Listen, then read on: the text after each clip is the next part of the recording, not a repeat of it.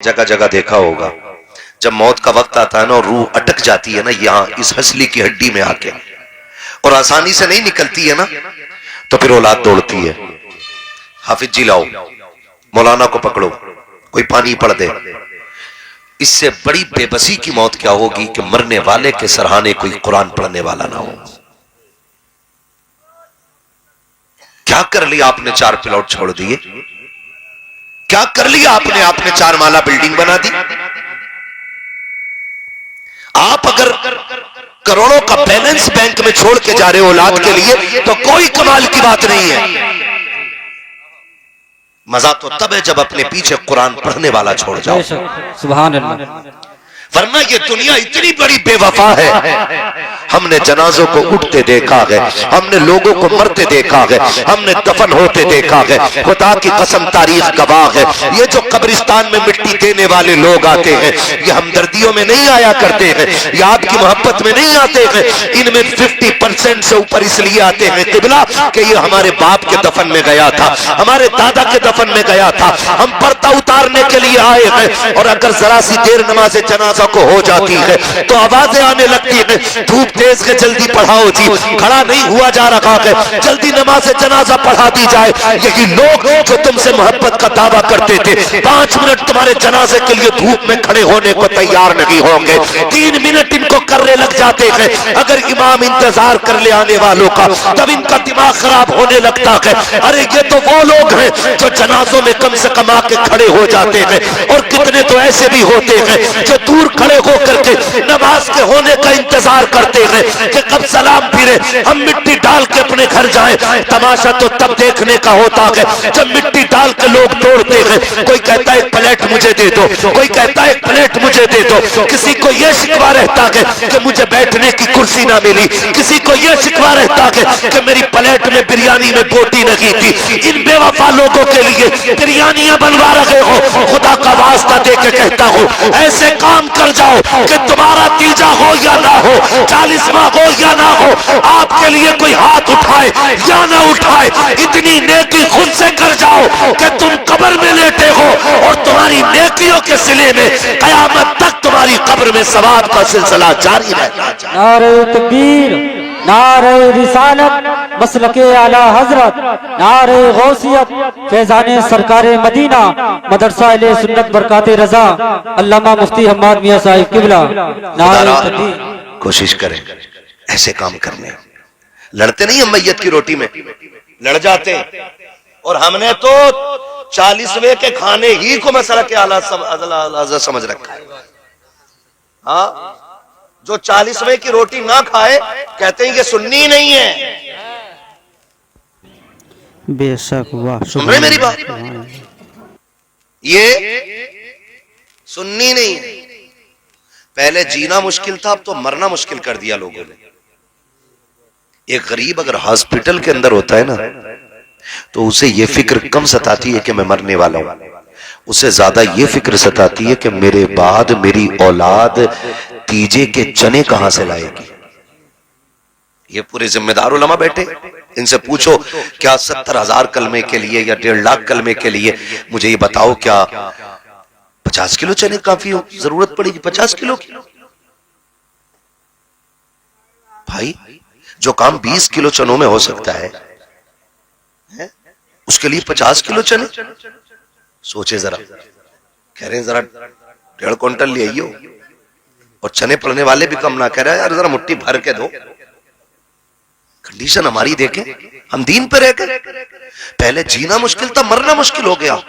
معاف کیجئے گا تھوڑا کڑوا بول رہا ہوں، لیکن بول مسلک اعلی حضرت کی روشنی میں رہا ہوں، اپنی ایک ایک بات کا ذمہ دار ہوں۔ خدا را میتوں کے خرچے ہلکے کر دو، میتوں کے خرچے ہلکے کر دو، اور اس پیسوں کو اٹھا کر کے اپنے بچوں کی تعلیم پہ لگانا شروع کر دو۔ ابا مر جائے، رسید کا مسئلہ ہوتا ہے نا تو 20 روپے دکھاتا، 50 روپے، ہاں 50 روپے دکھاتا، چھوڑو وہ پاگل ہے، 50 روپے دکھاتا، مدرسے کے نام پہ 50 روپے، اور میت کی روٹی کہہ رہا جیسی ہاسپٹل سے خبر آئی کہ آج فلاں ختم ہو گیا۔ اللہ نہ کرے کہ کسی کے سر سے باپ کا سایہ اٹھے، اللہ نہ کرے کسی کو بھائی کا جنازہ اٹھانا پڑے، اللہ نہ کرے کسی کو مشکلوں کا سامنا کرنا نہ پڑے۔ میرے بھائی کوشش یہ کیجئے گا کہ ہم یہ میتوں کے خرچے گھٹائیں گے انشاءاللہ، گھٹائیں گے انشاءاللہ، گھٹائیں گے میتوں کے خرچے۔ انسان ہاسپٹل میں بیمار ہے، بیمار ہے، اور بیمار بندہ ہاسپٹل کے اندر ہے، وہاں سے اچانک خبر آئی کہ فلاں نہیں رہا، چار عقل مند لوگ بیٹھ کے دروازے پہ پتا کیا کہتے ہیں؟ چار لوگ آ کے کہتے ہیں یار فلاں ختم ہو گیا ہے، بتاؤ بریانی بنواؤ گے کہ عورت چاول بننے ہیں؟ جب یہ بات یتیم کے سامنے کی جاتی ہے نا، پتا کر لو گھر میں چاول ہے کہ مول آنے، سمجھے ایک مرنے والے کا درد کیا ہے۔ ایک غریب آدمی جب ہاسپٹل میں مرتا ہے نا تو پہلے ہی 50,000 کے قرضے میں ڈوبا ہوتا ہے، وہ انہیں فکر ہوتی ہے کہ یہ زیور بیچ کے جو ہم نے اب تک علاج کیا ہے 50,000 ہم نے رشتہ داروں سے لیا تھا کہ ٹھیک ہو جائیں گے تو ان کا قرضہ اتار دیا جائے گا، خدا کے واسطے دیکھو تو صحیح ہوتا کیا ہے۔ جب مرنے کی خبر آتی ہے نا فلاں انتقال کر گیا ہے تو کچھ لوگ قبر کھودنے میں لگ جاتے ہیں، کچھ کھانے کی فکر میں لگ جاتے ہیں۔ آپ سے میں اتنا کہنا چاہتا ہوں اگر آپ کو پتہ لگ جائے نا کہ کسی کا انتقال ہو گیا ہے، آپ کو پتہ چل جائے کہ کوئی مر گیا ہے، تو خدا کے واسطے یا تو کھانا اپنے گھر آ کے کھائیے یا گھر سے کھانا کھا کے جائیے، کوشش کیجئے گا کہ یتیموں پہ بوجھ کم ہو، ورنہ یتیمی کا داغ بڑا درد دیتا ہے۔ ان سے پوچھو جنہوں نے اپنوں کے جنازے اٹھائے ہیں، ہمیں بریانی کی پڑی رہتی ہے، ہم پوچھتے ہیں کہ چھوٹے کا گوشت پڑنا ہے بریانی میں یا بڑے کا گوشت پڑنا ہے بریانی میں۔ اس یتیم سے پوچھو جس کے سر سے آج باپ کا سایہ اٹھ گیا ہے، اس بیوہ سے پوچھو جو پوری زندگی اپنے شوہر کو یاد کر کے روتی رہے گی، اس سے پوچھو کہ اپنوں کی جدائی کا احساس کتنا رلائے گا۔ خدا کا واسطہ دے کے کہتا ہوں میتوں کی روٹی کم کر دو۔ اگر ہمیں یہ پتا چل جائے کہ فلاں غریب دنیا چھوڑ کے چلا گیا ہے، اپنے پیچھے یتیم جو چھوڑ کے گیا ہے ان کے اوپر 10-20 ہزار کا قرضہ ہے، تو اتنی مہربانی کیجئے گا 150 روپے جیب میں ڈالو، ڈالنے کے بعد آؤ مرنے والے کے دروازے پہ، پوچھنے کی ضرورت نہیں پڑتی ہے کہ یتیم کہاں ہے۔ دیکھو جس کے منہ میں پانی ڈالا جا رہا ہے وہ بیٹی یتیم ہو گئی ہے، جس بیٹے کو لوگ گود میں لے کے پھر رکھے ہیں آج اس کے سر سے باپ کا سایہ چلا گیا ہے، جیب سے نکال 1500 روپے یتیم کی جیب میں ڈال دے۔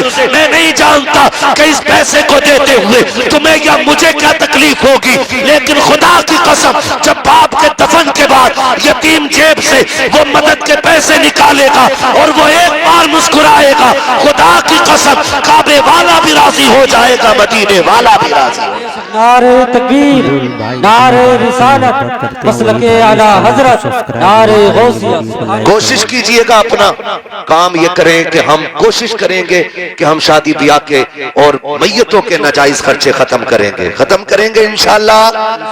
اپنے بچوں کو قرآن پڑھائیے، اپنے اداروں کو مضبوط کیجئے، اپنے دینی تعلیموں کو مضبوط کیجئے۔ ادارے ہیں کوشش کریں ہم اپنے بیٹوں کو بھی پڑھائیں گے انشاءاللہ، اپنے بچوں کو قرآن پڑھائیں گے انشاءاللہ، پڑھائیں گے انشاءاللہ۔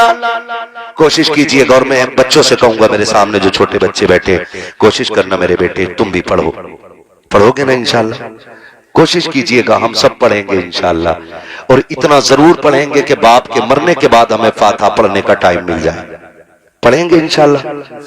کوشش کیجئے گا ہم لوگ پڑھیں، اور بیٹے اگر ہم موبائل چلاتے تو کم چلائیے گا، اس لیے کہ جب ہم زیادہ موبائل چلائیں گے نہیں پڑھیں گے تو ہمارا آنے والا کل بہت خراب ہو جائے گا۔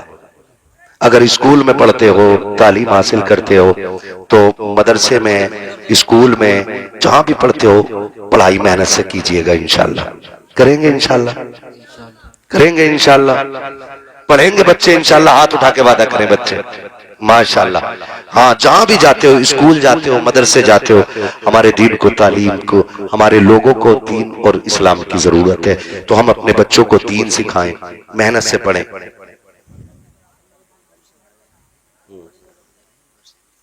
ماشاءاللہ۔ ہاں یہ دیکھیے اللہ سلامت رکھے۔